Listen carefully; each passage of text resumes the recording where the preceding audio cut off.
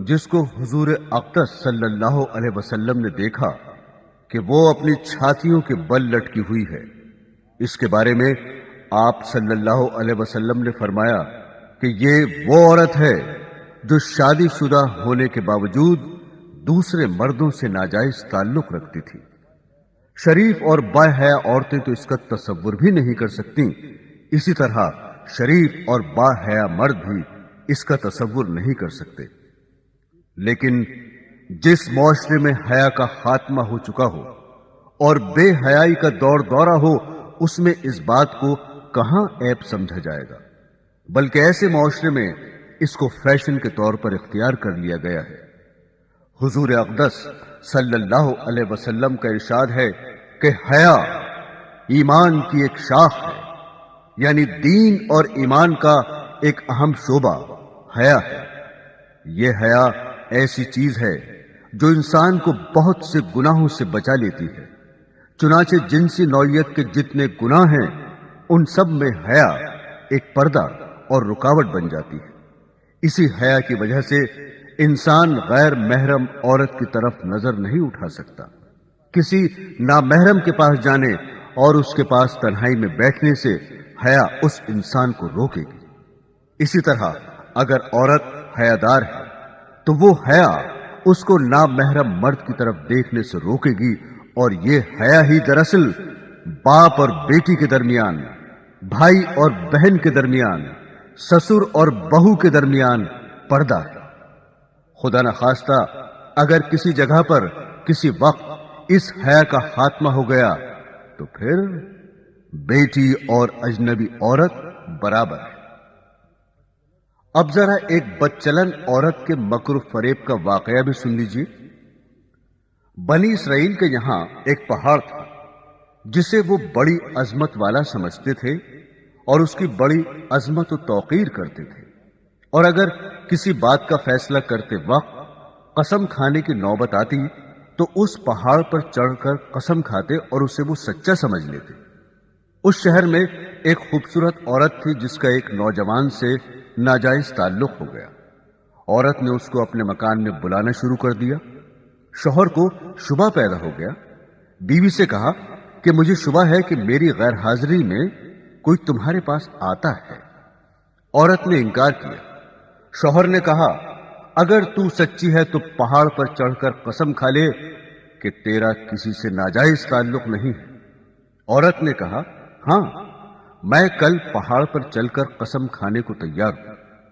ادھر اس نے اپنے آشنا سے کسی طرح چھپ کر یہ کہہ دیا کہ کل تم پہاڑ کے نیچے ایک گدھا لے کر کھڑے رہنا، میں اور میرا شوہر پہاڑ پر چڑھنے کے لیے وہاں آئیں گے، اور میں شوہر سے کہوں گی کہ پہاڑ پر چڑھتے ہوئے میں تھک جاؤں گی، اس بہانے تمہارا گدھا کرائے پر لے کر میں اس پر سوار ہو کر پہاڑ پر چڑھوں گی، تم گدھے والے کے بھیس میں وہاں موجود رہنا اور گدھے پر مجھے سوار کر کے میرے ساتھ ساتھ چلنا۔ چنانچہ جب دوسرے روز میاں بیوی پہاڑ پر چڑھنے کے لیے گھر سے نکلے اور چلتے چلتے پہاڑ کے پاس پہنچے تو وہاں اس کا آشنا گدھے والے کے بھیس میں گدھا لیے کھڑا ہوا تھا۔ عورت نے شوہر سے کہا چلتے چلتے میں تھک گئی ہوں، مجھے یہ گدھا کرائے پر سواری کے لیے دو۔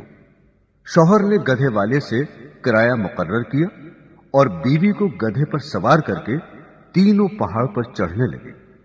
جب وہ جگہ آئی جہاں لوگ قسمیں کھاتے تھے تو اس مکار عورت نے اپنے آپ کو گدھے سے نیچے گرا دیا، اور اس گرنے میں اپنی رانے وغیرہ قابل ستر بدن بھی ننگا کر دیا، اور ایسی صورت پیدا کر دکھائی کہ شوہر نے یہی سمجھا کہ گدھے سے اتفاقاً گر گئی اور گرتے ہوئے اتفاقاً ننگی ہو گئی ہے۔ وہ جھٹ اٹھی اور اپنا لباس درست کر کے پہاڑ کی قسم کھانے والی جگہ پر کھڑی ہو کر کہنے لگی میں قسم کھاتی ہوں میرے ننگے بدن کو آج تک تمہارے سوا اور اس گدھے والے کے سوا اور کسی نے نہیں دیکھا۔ شوہر مطمئن ہو گیا کیونکہ اس نے یہ سمجھا کہ اس گدھے والے نے اسے گدھے سے گرتے ہوئے اس کا ننگا بدن اتفاقاً دیکھا۔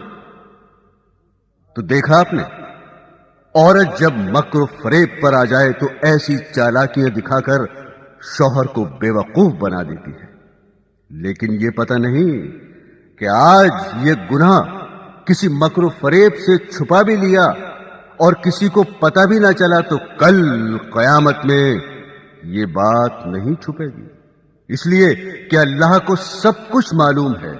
اللہ سے کوئی کام چھپا ہوا نہیں، دنیا والوں سے چھپ سکتا ہے لیکن اللہ تعالی سے نہیں چھپ سکتا، اور اللہ کے نبی صلی اللہ علیہ وسلم نے اس کا عذاب بتا دیا کہ ایسی عورت سینے کے بل جہنم کے اندر جلے گی۔ ایک اور حدیث میں آیا ہے کہ حضرت رسول پاک نے خواب میں دیکھا، اور نبی کا خواب سچا ہوتا ہے، اس میں ذرہ برابر بھی شبہ نہیں ہوتا۔ آپ صلی اللہ علیہ وسلم نے یہ دیکھا کہ ایک تنگ تندور ہے، اس میں کچھ مرد اور عورتوں کو عذاب دیا جا رہا ہے جو آگ کے شعلوں کے ساتھ اوپر آ جاتے ہیں اور تندور کے منہ تک آ جاتے ہیں۔ جب آگ نیچی ہو جاتی ہے تو وہ بھی نیچے گر جاتے ہیں، اور اس کے اندر مرد بھی ہیں، عورتیں بھی ہیں، اور وہ سب برہنہ ہیں۔